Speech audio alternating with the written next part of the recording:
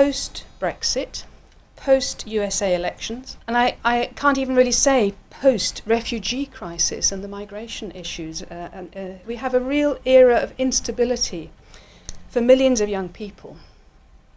And we really need to reaffirm, I think, because of that uncertainty, why it is so important that we engage internationally and that we engage in the right way. So, I'm Head of Education at British Council. Sanal told you that I'm really interested in inward and outward flows of young people and internationalisation. And my question to myself and to you is, what is the point of all this mobility that we've encouraged young people to participate in? And I'm in here, we're all talking about global engagement, so perhaps it's a bit surprising that I asked that.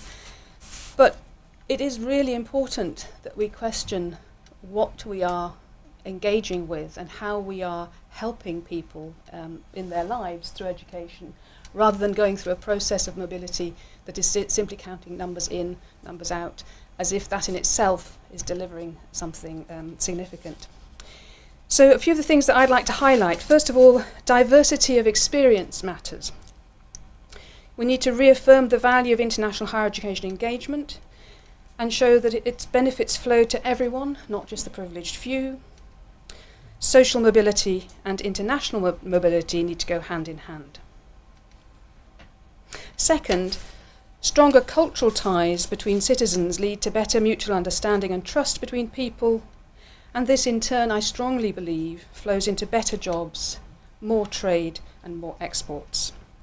So international mobility and cultural learning for concrete ends, those good jobs, the prosperity, the greater stability that we have through that, also needs to go hand in hand. So two types of binaries that are sometimes thought to be somewhat in opposition that I think you can actually connect up. And if you do, you will actually get to a better place. So we have plenty to build on. By the year 2020, 250,000 UK citizens will have had an international experience through the well-loved Erasmus Plus programme. And we welcome the equivalent of a large UK university into the UK, around 25,000 students under the higher education part of that scheme each year. And we do need to remember that E+ is not only about university student exchanges. Up and down the UK there are schools, FE colleges, volunteer groups, youth groups, adult education and technical training organisations that send thousands of UK people to other countries each year. And that's sometimes, I think, forgotten about if you look at it through the lens of Erasmus as it used to be, which used to be primarily about student exchanges. And now more than ever, I think it's important for us to remember that there are important other cohorts who need to be thought about in terms of internationalisation.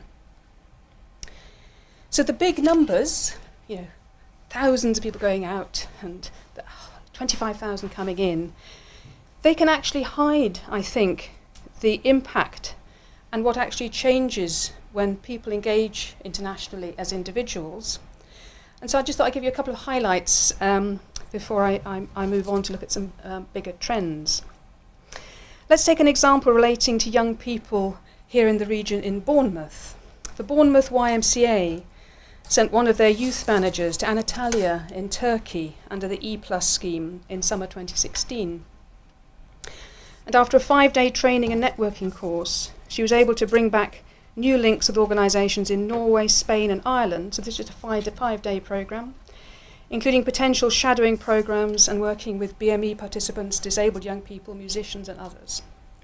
And she concluded that YMCA Bournemouth needs to continue to use their youth work to develop active citizens and not passive consumers.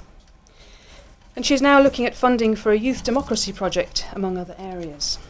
So, through one person spending 5 crucial days abroad, Bournemouth young people are linked in with at least 3 other countries, and some of the most in-need young people have a manager who's a much better place to get funding and is buzzing with new ideas, networks and motivation.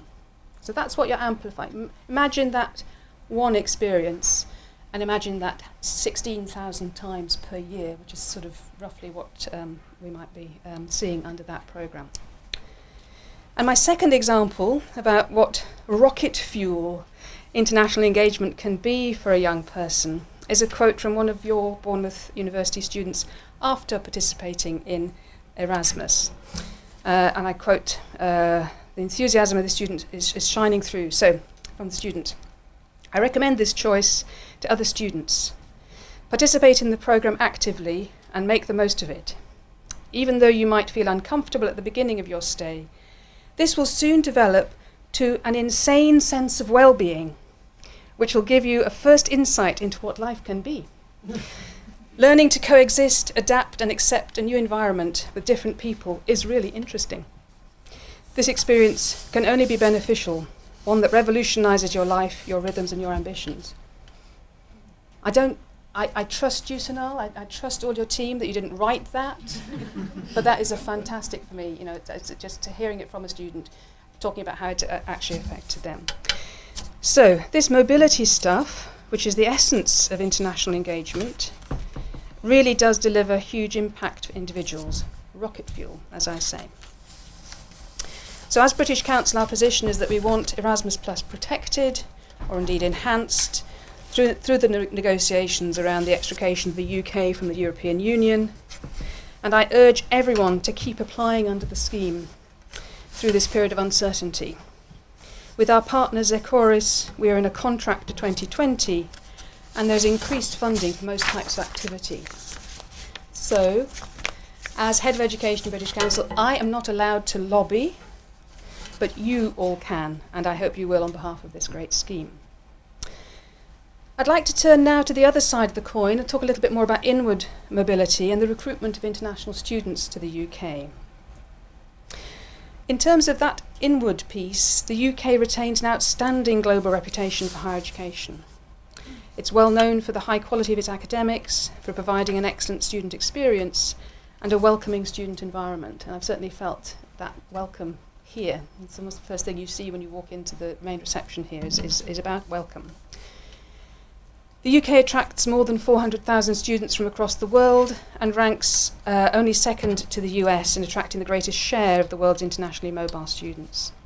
And the latest figures from the OECD, the Organisation for Economic Cooperation and Development, show that 1 in 10 of the world's international students studies at a British university.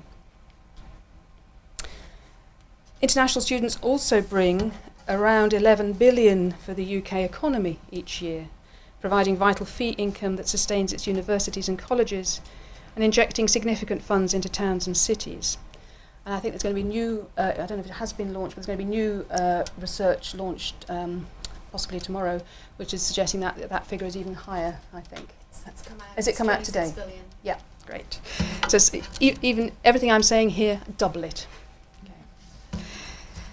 Okay. But crucially, for me, Head of Education, British Council, Cultural Relations Organisation, these international students who are here with us for an important phase in their lives also make a hugely important cultural contribution. And I know from the time in Sheffield, it was a very important part of what we were doing to try and say that there was international students and home students working together were actually some of the greatest assets that we had in our classrooms. Sort of that what you had there was, you're bringing the world to the city and into the classrooms, and that is a fantastic thing to see, I would say. In 2012-13, 5.5% of students studying in the UK were from EU countries, generating in themselves 3.7 billion for the UK economy and sustaining 34,000 jobs in local communities. So the long-term impact of all this can be seen in huge and influential alumni networks. So as students go on, as you will yourselves, keeping in connection with one another, a resilient higher education, research and professional training sector, and direct economic benefits. So this international engagement stuff is important. It really matters. There's a lot to play for. The UK higher education system is a global industry these days, drawing strength from an ecosystem of many hundreds of universities, colleges, conservatoires and niche providers with diverse missions, value propositions and student offers. If I just pause there, I think that's a really important thing for us to remember, that there are all kinds of different types of excellence in the UK higher education system, and that actually what internationalisation forces all of us to do is say, okay, so what am I saying is really special about what the experience is here? What is really authentically going to be achieved for these students in my context? And I find that a really interesting set of conversations, because I need to represent very, very diverse types of institutions. On Friday I was with a group from the Russell Group. Previously to that, I've worked with many other groupings of very, very different types of universities. So understanding and getting the best fit for young people as when they want to come and study with us is, I think, hugely important.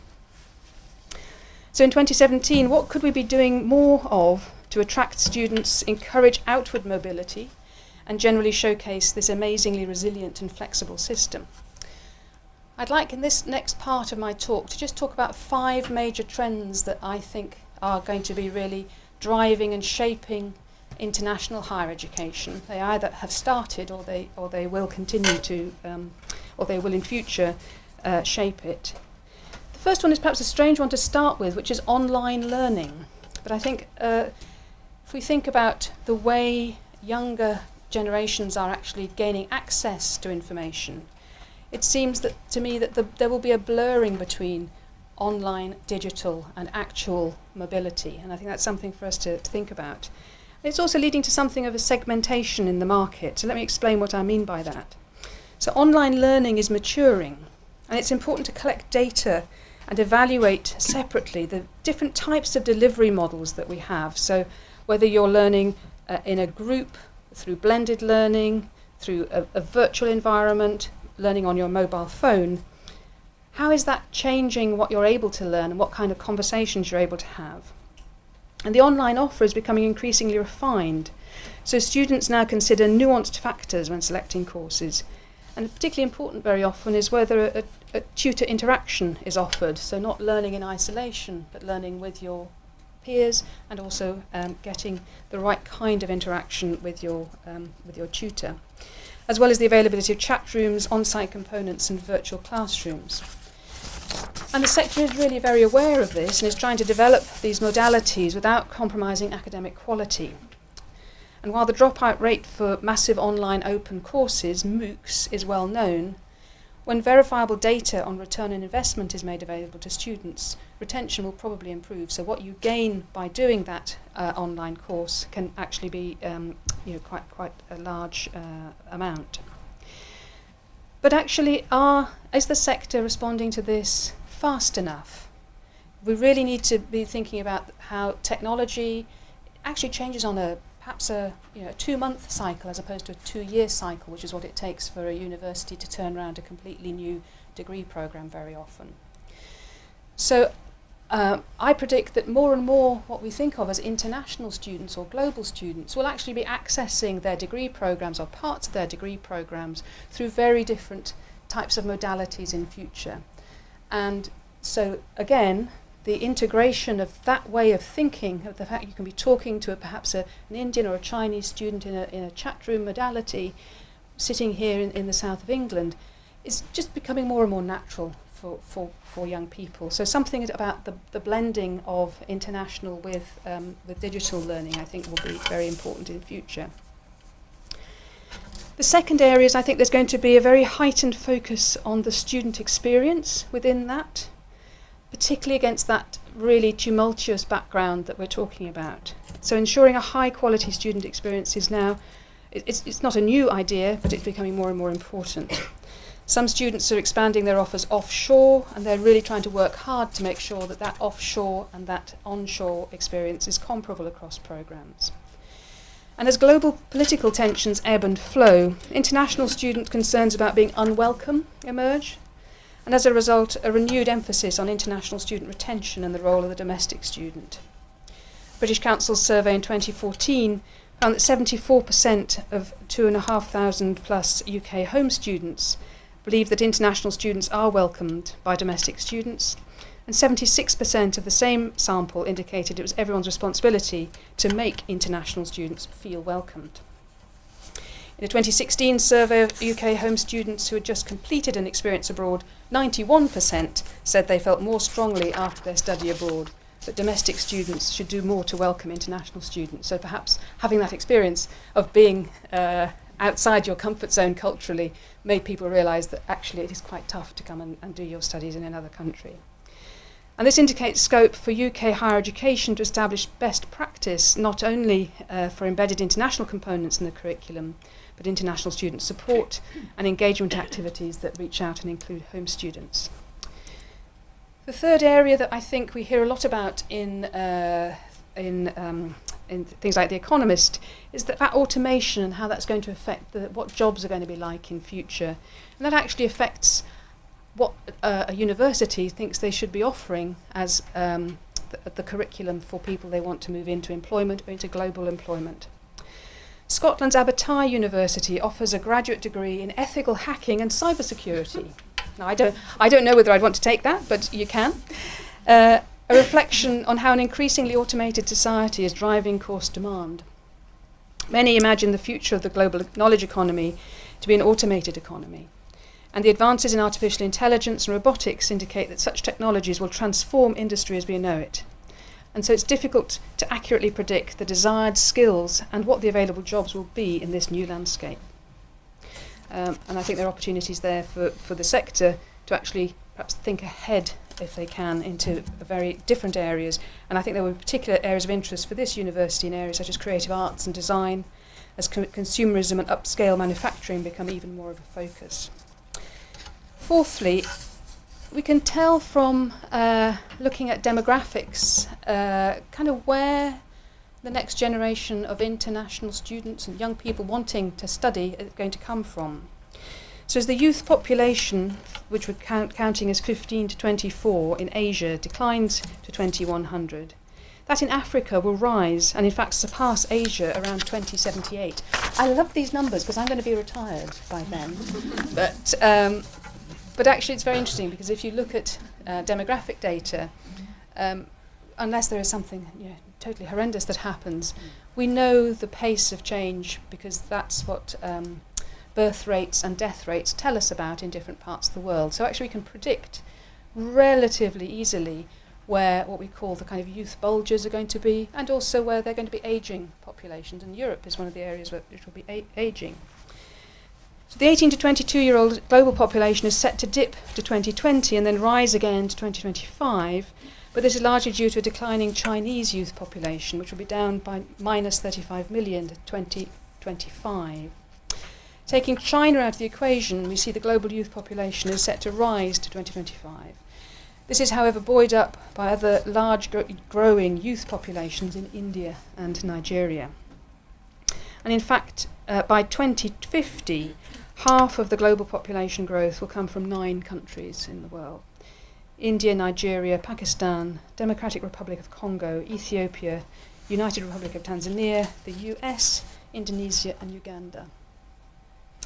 And of course there are particular trends within different regions and countries that you may want to think about, or university leaders and those making decisions about where to where the greatest demand is going to be for higher education in the future. And in Asia specifically, where ageing populations are changing labour force needs, employers are addressing issues of productivity and skills shortages in the market demand. So a little bit like the previous point I made, there's always this tension or this interest between what you are helping people understand, what skills they have, what the core of their curriculum is, and how relevant it is to the next stage in their lives, to their jobs, to their employability, to their careers. And so one emerging area in that region is that of subjects related to ageing, and demand for such courses has been anecdotally rising. And the fifth area I'd like to touch on is something about the actual the level of individual choice that I think we will see, and potentially how this will change how people think about if we like to call it the brand of your qualification, or the brand of your institution. So 5 years ago, the debate over the potential dilution of the elite university brand centred on the impact of TNE, transnational education. But today that debate has shifted, as that brand is being seen less and less by major employers as a proxy for quality and skills. And global employment players such as Google, Ernst & Young and Deloitte have all publicly questioned the links between university brand and long-term professional performance and skills. And in fact, many are touting the benefits of blind hiring, where school or university-related information is not considered in the interview process, opening up positions to a more diverse pool of candidates and also addressing systemic issues in society that may preclude talented people from certain backgrounds from excelling at the higher education level.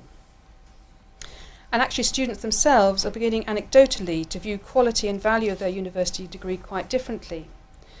So the quality of the experience and perhaps the things that you're doing around your degree are becoming more and more important, and really linking it in with the cost of the degree, the student experience and realistic career prospects. So becoming quite sophisticated in their thought about what they want from their tertiary education.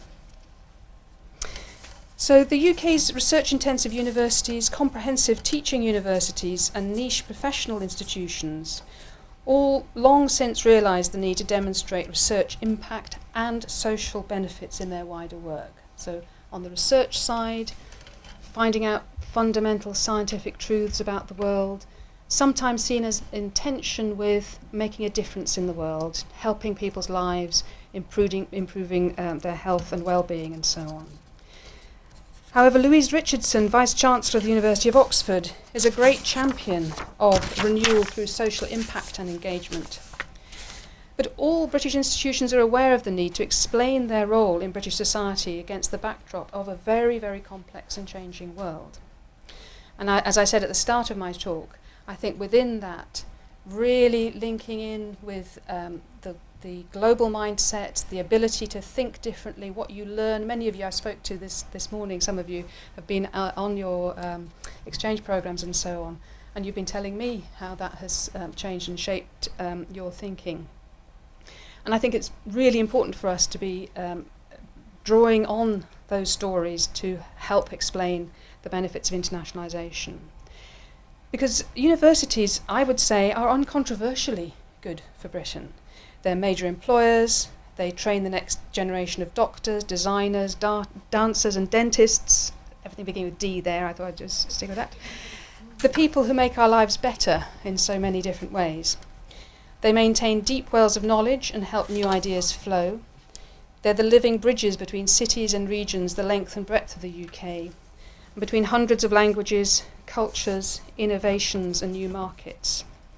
So the higher education system, that's what you're part of here, is an ecosystem that's both successful and entrepreneurial. But for this ecosystem to flourish, universities need access to people with talent.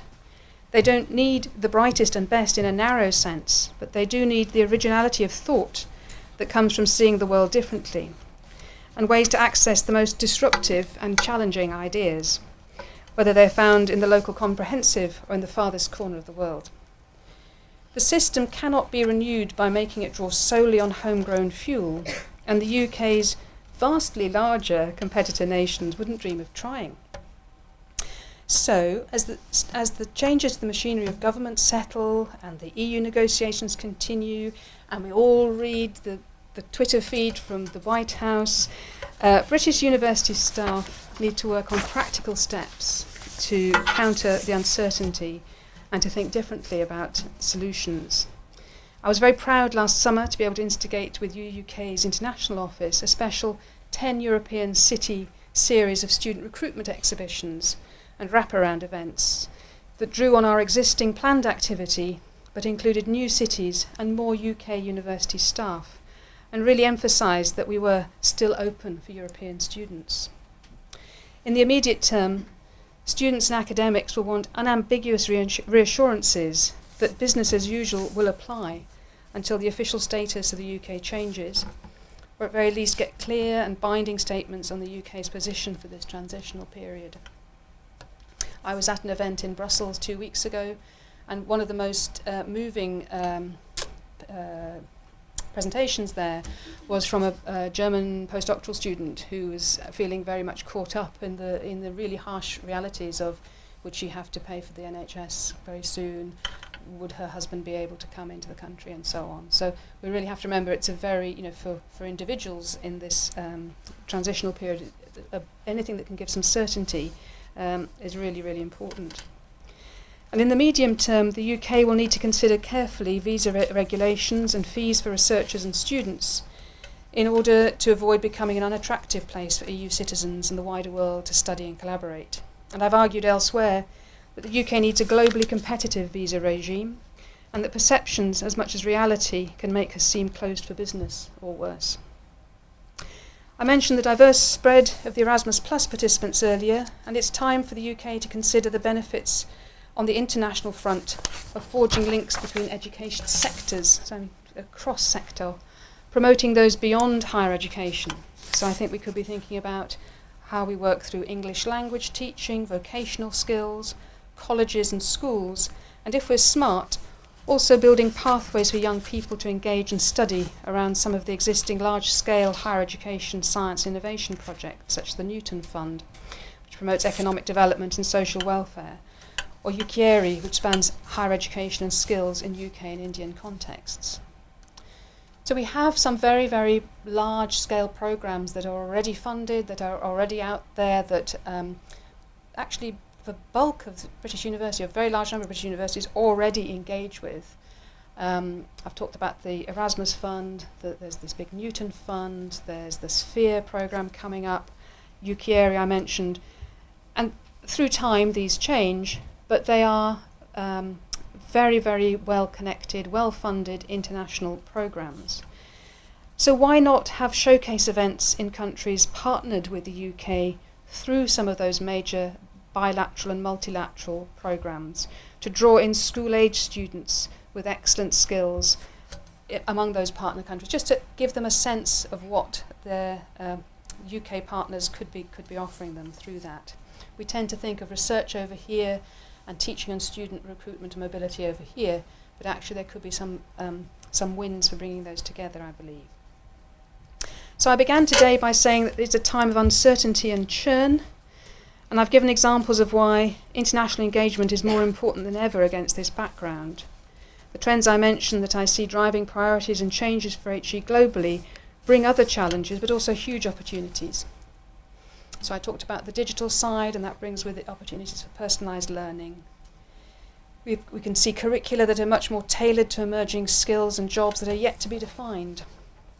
Partnerships and transnational education that engages fruitfully and culturally appropriately with the rising nations, where demographics are kinder than here in Europe.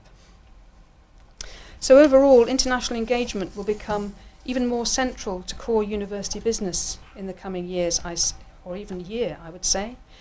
And we need it to be carried out with social values to the fore. The changes that I see being forged in the crucible of global higher education just now will be well placed to create new kinds of learning outcomes, delivered by the most modern means to support more resilient, employable and well-rounded young people. To do this well, I'm arguing here today, we need to see social and international mobility thought of together, and to think of inward and outward mobility as balanced flows to achieve long-term impact and nurture essential cultural assets for the next generation. Thank you very much.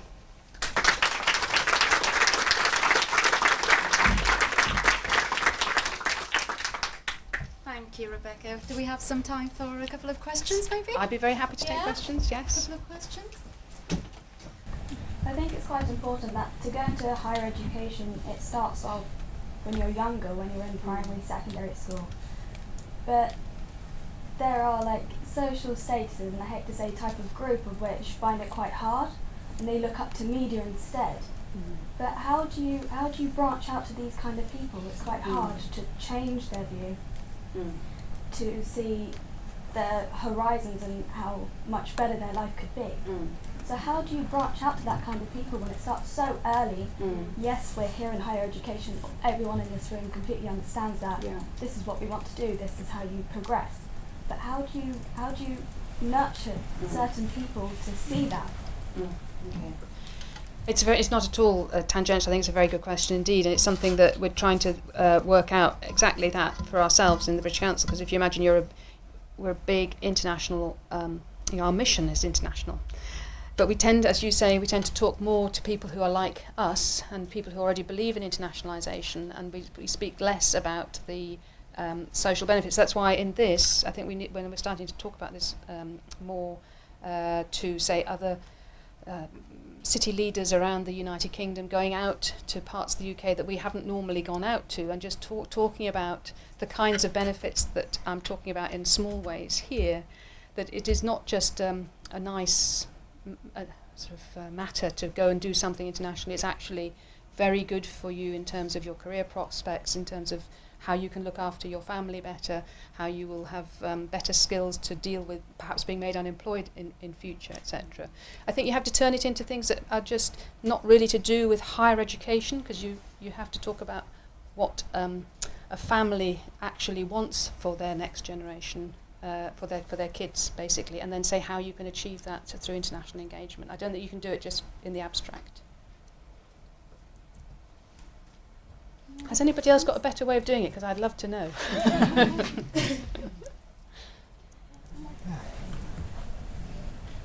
Well, I am a student ambassador, and one of the things that we do here in BU is to go to schools and talk about our degree and kind of encourage students and tell them that there is a choice.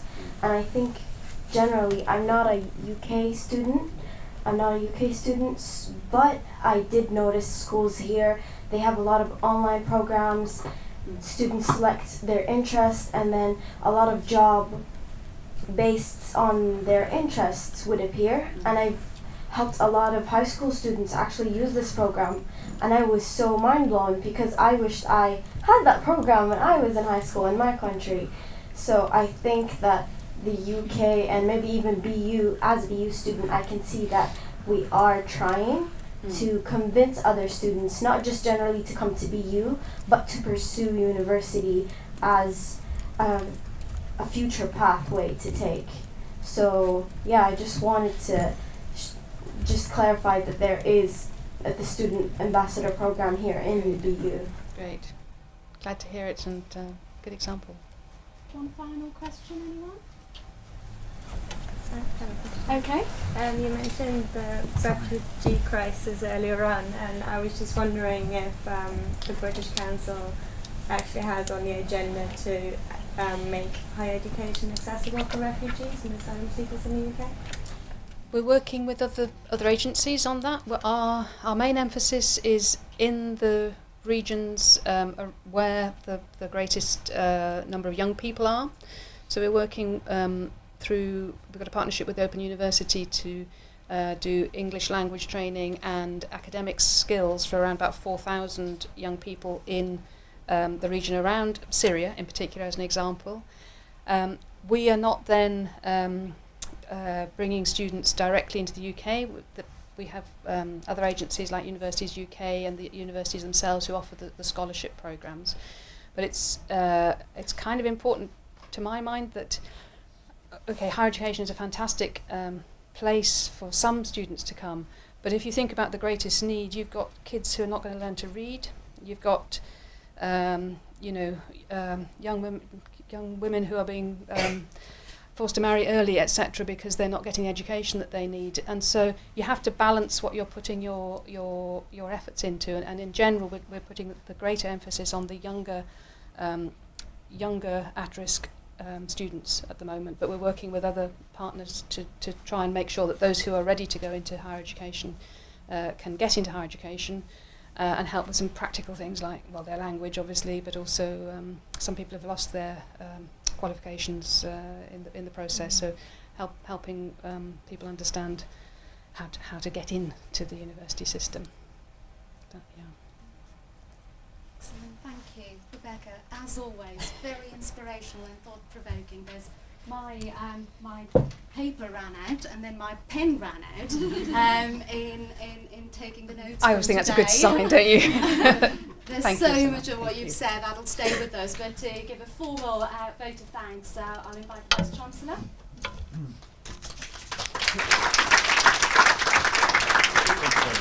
Thank you very much. I could probably manage without the microphone, but thank you very much.